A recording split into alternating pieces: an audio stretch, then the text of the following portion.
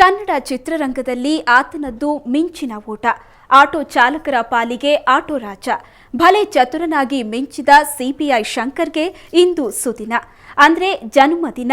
ಅವರ ನೆನಪಿನ ಬುತ್ತಿಯನ್ನ ತೆರೆದಿಡುವ ಕಾರ್ಯಕ್ರಮವೇ ಒಂದಾನೊಂದು ಕಾಲದಲ್ಲಿ.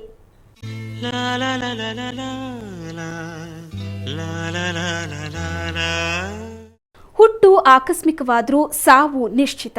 ಆದರೆ ಅಪರೂಪದ ವ್ಯಕ್ತಿಗಳು ಸಾವನ್ನಲ್ಲೂ ಅಮರವಾಗಿ ಉಳಿದುಬಿಡ್ತಾರೆ. ಅಂತಹ ಮಹಾನ್ ಕಲಾವಿದರಲ್ಲಿ ನಿರ್ದೇಶಕ, ನಟ ಶಂಕರ್ನಾಗ್ ಕೂಡ ಒಬ್ಬರು. ನವೆಂಬರ್ 9, 1954ರಲ್ಲಿ ಹೊನ್ನಾವರ ತಾಲೂಕಿನ ನಾಗರಕಟ್ಟೆ ಗ್ರಾಮದಲ್ಲಿ ಶಂಕರ್ ಜನನವಾಯಿತು. ಮುಂದೊಂದಿನ ಈತ ಇಡೀ ಕರ್ನಾಟಕವೇ ಮರೆಯಲಾಗದ ಕಲಾವಿದನಾಗ್ತಾನೆ ಅಂತ ಯಾರೂ ಅಂದ್ಕೊಂಡಿರಲಿಲ್ಲ.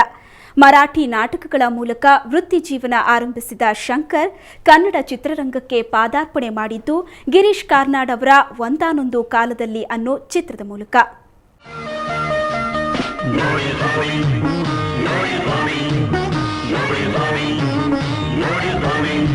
ಅರೆ ನೋಡಿ ಸ್ವಾಮಿ ನಾವಿರೋದು ಹೀಗೆ, ನೋಡಿ ಸ್ವಾಮಿ ನಾವಿರೋದು ಹೀಗೆ, ನೋಡಿ ಸ್ವಾಮಿ ಸ್ವಾಮಿ ನೋಡಿ ಸ್ವಾಮಿ ಸ್ವಾಮಿ ನೋಡಿ ಸ್ವಾಮಿ ನೋಡಿ ಸ್ವಾಮಿ.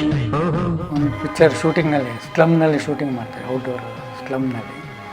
ಆವಾಗ ಸ್ಲಮ್ನಲ್ಲಿ ಯಾವ ಒಂದು ಇದು ಸಿಹಿ ತಿಂಡಿ ಮಾರ್ತಾಯಿದ್ದ ಒಬ್ಬ.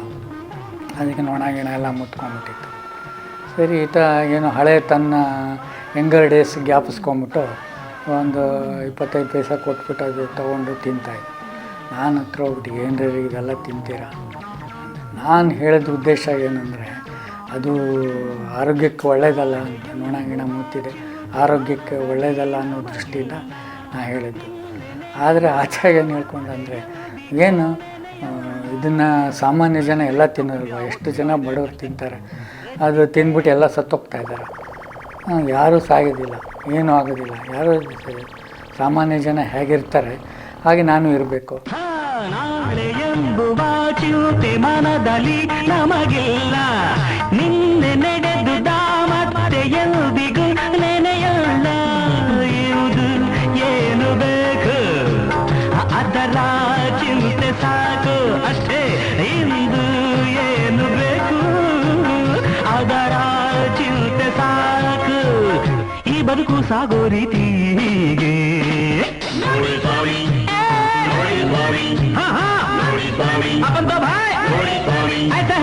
ನೋಡಿ ಸ್ವಾಮಿ ನಾವಿರೋದು ಹೀಗೆ, ಅರೆ ನೋಡಿ ಸ್ವಾಮಿ ನಾವಿರೋದು ಹೀಗೆ.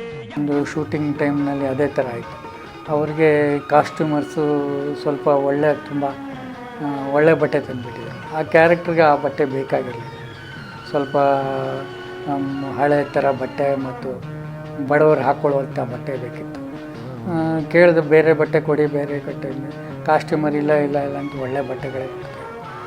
ನೋಡಿಬಿಟ್ಟು ಆತ ಏನು ಮಾಡಿದೆ, ಅಲ್ಲಿ ಶೂಟಿಂಗ್ ನೋಡೋಕ್ಕೆ ಬಂದಿದ್ದವ್ರು ಯಾರೋ ಒಬ್ಬ ವ್ಯಕ್ತಿ ಹಳೆಯ ಬಟ್ಟೆ, ಕೊಳೆ ಬಟ್ಟೆ ಹಾಕ್ಕೊಂಡು ನಿಂತ್ಕೊಂಡು ಶೂಟಿಂಗ್ ನೋಡ್ತಾರೆ. ಆ ವ್ಯಕ್ತಿಗೆ ಪಿಕ್ಚರ್ಗೆ ಹೊಲಿಸಿದ ಕಾಸ್ಟ್ಯೂಮ್ ಅವನು ಕೊಟ್ಬಿಟ್ಟು ಆತ ಹಾಕ್ಕೊಂಡು ಬಟ್ಟೆ ತೊಗೊಂಡ್ಬಿಟ್ಟು ತಾನೇ ಹಾಕ್ಕೊಂಡು ಆ್ಯಕ್ಟ್ ಮಾಡ್ತಾರೆ.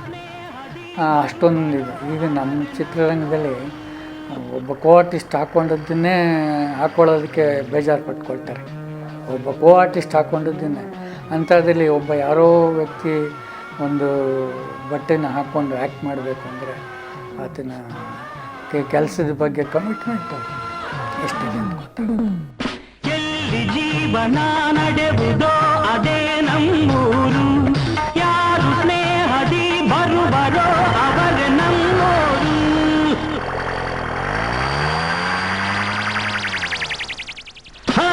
ಎಲ್ಲಿ ಜೀವನ ನಡೆಯುವುದೋ ಅದೇ ನಮ್ಮೂರು, ಯಾರು ಸ್ನೇಹದಿ ಬರುವರೋ ಅವರೇ ನಮ್ಮೋರು. ಯಾರು ಮಿತ್ರರಲ್ಲ, ಯಾರು ಶತ್ರುವಲ್ಲ, ಯಾರು ಮಿತ್ರರಲ್ಲ, ಯಾರು ಶತ್ರುವಲ್ಲ. ಈ ಬಗೆಯ ಬದುಕು ನಮದು ಎಂದು ನೋಡಿ ಸ್ವಾಮಿ. ಭಗವಾನ್ ನೋಡಿ ಸ್ವಾಮಿ, ಈಗ చూడు ನೋಡಿ ಸ್ವಾಮಿ, ನೀ ಇಲ್ಲ ಅವನ ಸ್ವಾಮಿ. ಅರೆ ನೋಡಿ ಸ್ವಾಮಿ ನಾವಿರೋದು ಹೀಗೆ, ಅರೆ ನೋಡಿ ಸ್ವಾಮಿ, ನಾವಿರೋದು ಹೀಗೆ. ಶಂಕರ್ ಬಗ್ಗೆ, ಶಂಕರ್ ಸತ್ತ ಮೇಲೆ ಒಂದೊಂದು ಹೆಜ್ಜೆಗೆ ಶಂಕರ್ ಸತ್ತ ಮೇಲೆ ಎಷ್ಟು ವರ್ಷ ಜಾಸ್ತಿ ಆಯಿತು ಅಷ್ಟು ಜಾಸ್ತಿ ಅವನ ಬಗ್ಗೆ ಒಂದು ಬಾಯಿಯಿಂದ ಇನ್ನೊಂದು ಬಾಯಿಗೆ, ಇನ್ನೊಂದು ಎಕ್ಸ್ಪೀರಿಯನ್ಸ್ ಇರೋರು, ಶಂಕರ್ ಜೊತೆಲಿರೋರು, ಅವ್ರ ಹತ್ರ 4 ಜನ ಕೇಳಿ, ನಿಮ್ಮ ಥರ ಮೀಡಿಯಾವ್ರು ಕೇಳಿ ಶಂಕರ್ ಬಗ್ಗೆ ಇಷ್ಟು ಬಂತು. ಗೀತಾಂಜಲಿ ಹಾಲು ಗೆಂಡಿಗೆ, ಮಾರೆ ಗಂಡಿಗೆ, ನಮ್ಮೂರ ಹೆಣ್ಣಿಗೆ.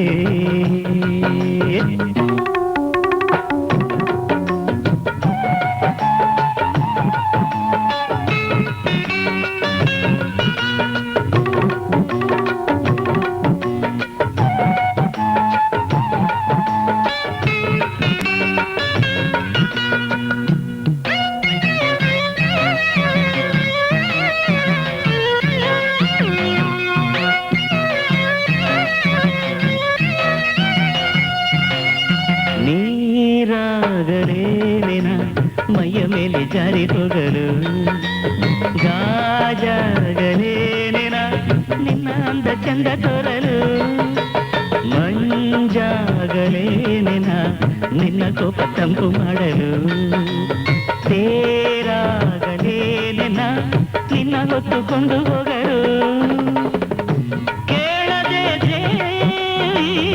ವರವ ಕೊಡಲು, ಹೊಗಳದೆ ನಾರಿ ಮನಸ್ಸು ಕೊಡಲು, ಓ ಕನಕಾಂಬರಿ ನೀನು ಬಾರದೆ ಪೂಜೆಗೆ ಹೂವಿಲ್ಲ, ಓ ಶ್ವೇತಾಂಬರಿ ನೀನು ಬಾರದೆ ಉತ್ಸವ ಸಾಗಲ್ಲ.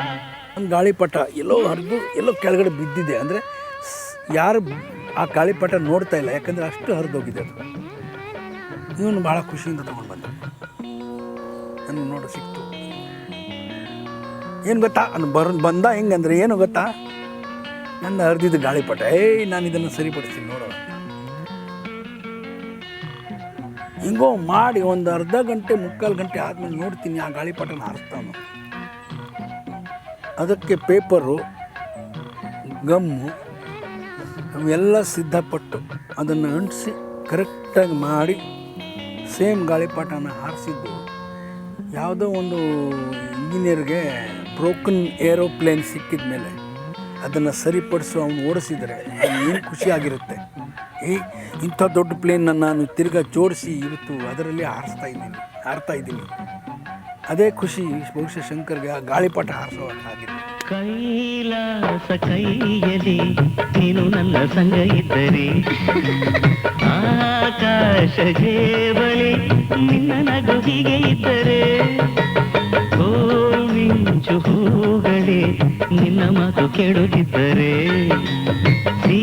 ನೀರೆ ಸಾಗರ ನಿನ್ನ ಭಾವ ಹೀಗೆ ಇದ್ದರೆ, ಓಡದೆ ನೀನು ಜಿಂಕೆಯಾರೆ, ಹಾರದೆ ನಾನು ಹಕ್ಕಿಯಾರೆ, ಓ ಕನಕಾಂಬರಿ ನೀನು ಬಾರದೆ ಪೂಜೆಗೆ ಹೂವಿಲ್ಲ, ಓ ಶ್ವೇತಾಂಬರಿ ನೀನು ಬಾರದೆ ಉತ್ಸವ ಸಾಗಲ್ಲ. ಎಲ್ಲೋ ಹುಟ್ಟಿ ಎಲ್ಲೋ ಬೆಳೆದು ಬೆಂಗಳೂರಿಗೆ ಬಂದು ನೆಲೆಸಿದ್ದ ಶಂಕರ್ ನಾಗ್ ಕನ್ನಡ ಚಿತ್ರರಂಗದಲ್ಲಿ ಪುಟ್ಟ ಪುಟ್ಟ ಹೆಜ್ಜೆ ಇಟ್ಟು ದಿಟ್ಟ ಸಾಧನೆಯನ್ನ ಮಾಡಿದ್ರು. ಆ ಮಹಾನ್ ಕಲಾವಿದನ ಬಗ್ಗೆ ಮತ್ತಷ್ಟು ಮಾತನಾಡೋಣ. ಅದಕ್ಕೂ ಮೊದಲು ಒಂದು ಸಣ್ಣ ವಿರಾಮ. la la la la la la la la la la la